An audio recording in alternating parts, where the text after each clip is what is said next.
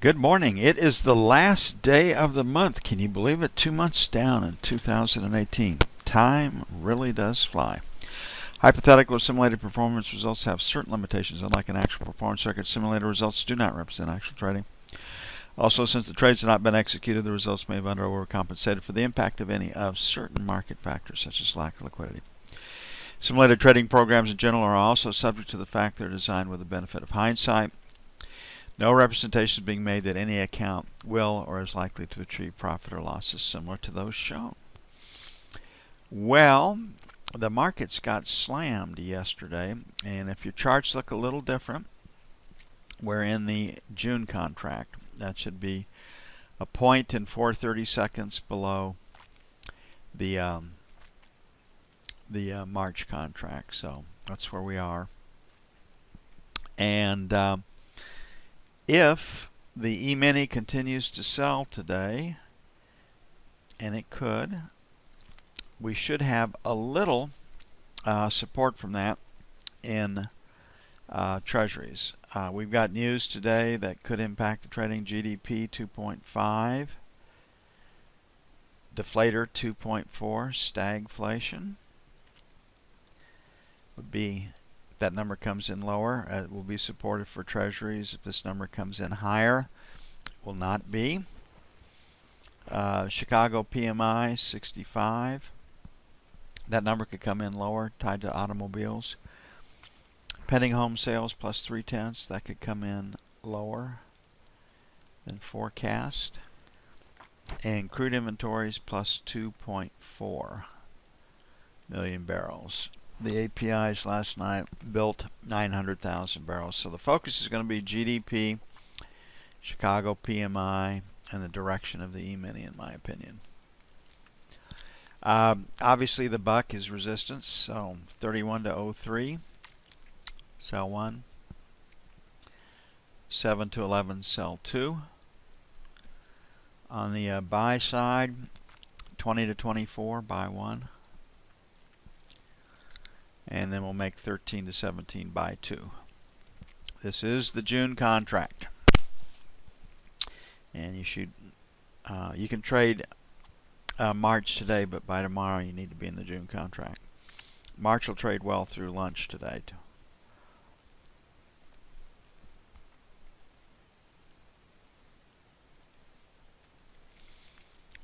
Well, yesterday the rain once again missed us, went way to the east. So the wheat crop is still stressed.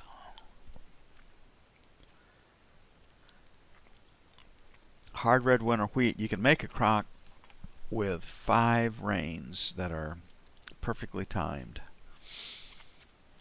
And again, we had great subsurface moisture. It just quit raining last September. That's 2 years in a row. So we need to get the Gulf pump of moisture going quickly here. Revive the crop. Okay, 4 to 8, number 1. 11 to 15, sell 1. 19 to 23, sell 2 now.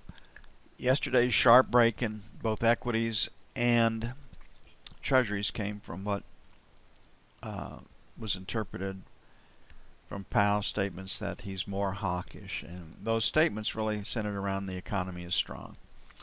If the economy stays strong, we might get that 4th interest rate increase in 2018, and supposedly that interpretation of Powell's statements what broke yesterday's markets, and both treasuries and equities sold.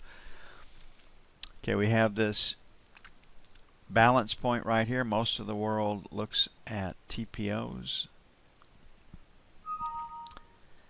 Here's the VPOC. That's my contribution to the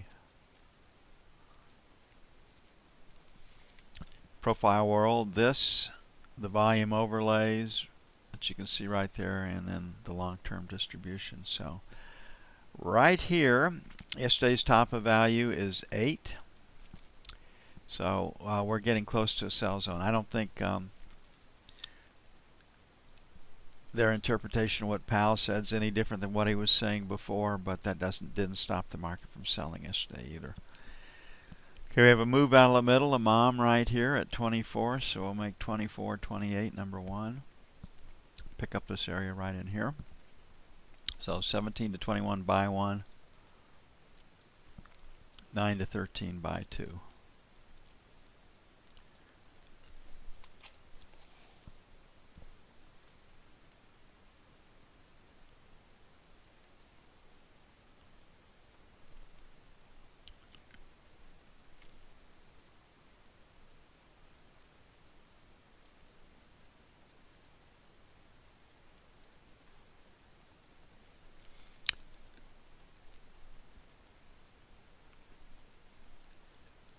So the market, the first stage of market activities yesterday was lower. They found a price that cut off the selling at 42.04. Now they're searching for resistance. And we should have a pretty good read on where that is. We have news at 8:30 Eastern that can move the markets. GDP. Let's keep that in mind. Gold has been a better read on fundamentals. So on gold right here, we've got a break in the market at 23. We have that spell from 25. We're at 21 right now. So 23, 25. Sell one. 28.30. Sell two. The low volume down here is 1309. On the buy side, we'll make it 15 to 17. Got some news. We can come back and adjust it to live through, and then 9 to 11 for buy two. Lean against that low volume number down there.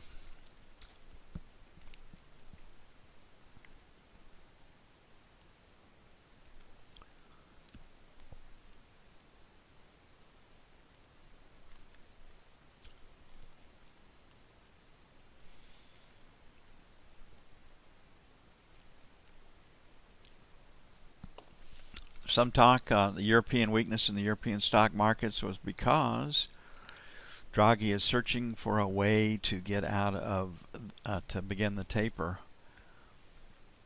for their balance sheet. And they're not supposed to begin tapering until September of this year. So that's going to be difficult. Bank of Japan's in the worst position. China, the European Central Bank would probably be in the second worst position. And then the U.S., the Fed, China, probably 3 or 4 or 4 or 3. Okay, looking at the euro, down but not broken. So we have news this morning. If the GDP number comes in higher than forecast, euro is lower. If it comes in lower than forecast, euro is higher. You can see how volume right here, most recent in the market's memory, pulled the market to it, and it also capped the rally. So there's selling started in Frankfurt at 56. So 50 to 60, sell one. Got this low over here at 80, 75, 85, sell two. On the buy side, 10 to 20, buy one. And we'll make 75 to 85, buy two down below. Give it a little bit of room for the news.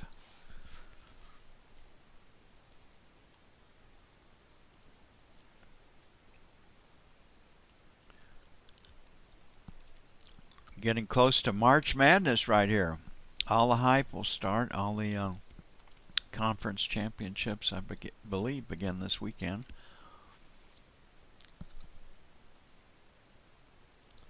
Always a fun time of year, and it's probably the toughest tournament. So if you have an off night and somebody plays way above their expectations, you can be out. No guarantees, even for the very best teams.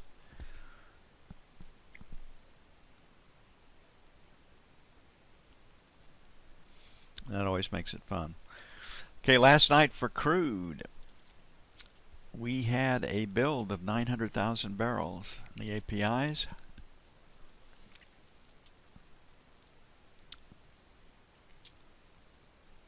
Gasoline gasoline drew 1.3.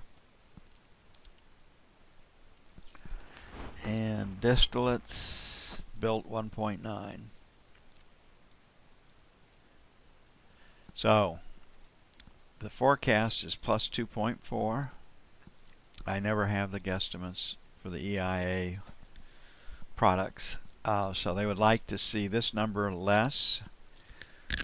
They'd like to see a bigger draw in gasoline, and they would like to see a smaller build in heating oil. The focus will be gasoline and crude oil. In the last couple of weeks, we have not had a whipsaw in the two. So it is a newsday trade. We've had a couple of days where we've had 70 to 80 point ticks before the news hits. Typically it's 30 to 40. Not a lot of opportunity. So 63, 63 and a quarter, sell 1. 63.50, 75, sell 2. On the buy side, 62.50, 25, and it may take a 75 to get in. We've got a B right here, so we've got a chance for lower. And then 61.75, 62 for buy 2. Just don't have a lot of range to work with right here. So gold's probably the vehicle this morning.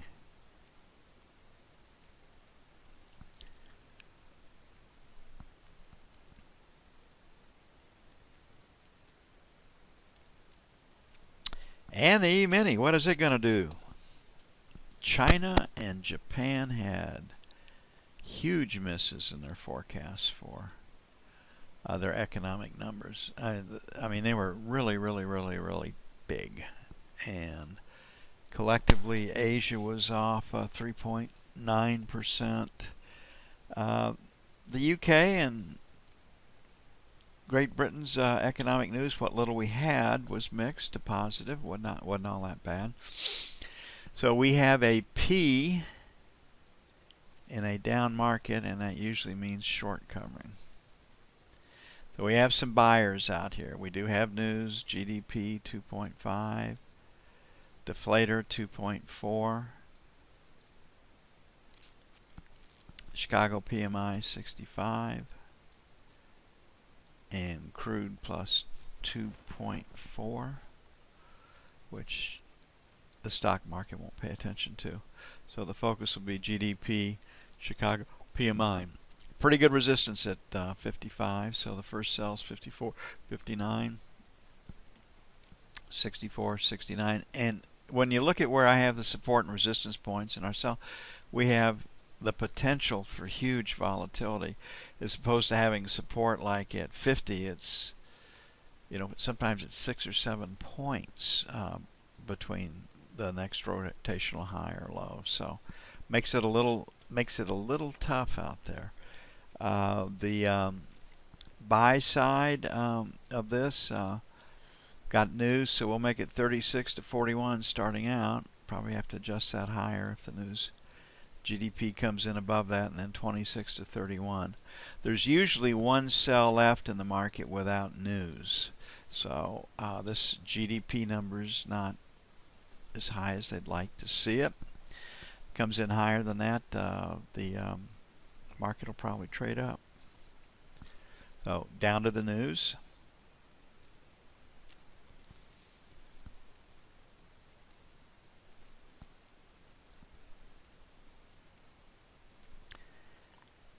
And we'll see what happens. We'll be back on the news. Okay, it's going to take a bit to get everything up and put out and into its right places. I'm going to get busy on that. Back with you as soon as possible.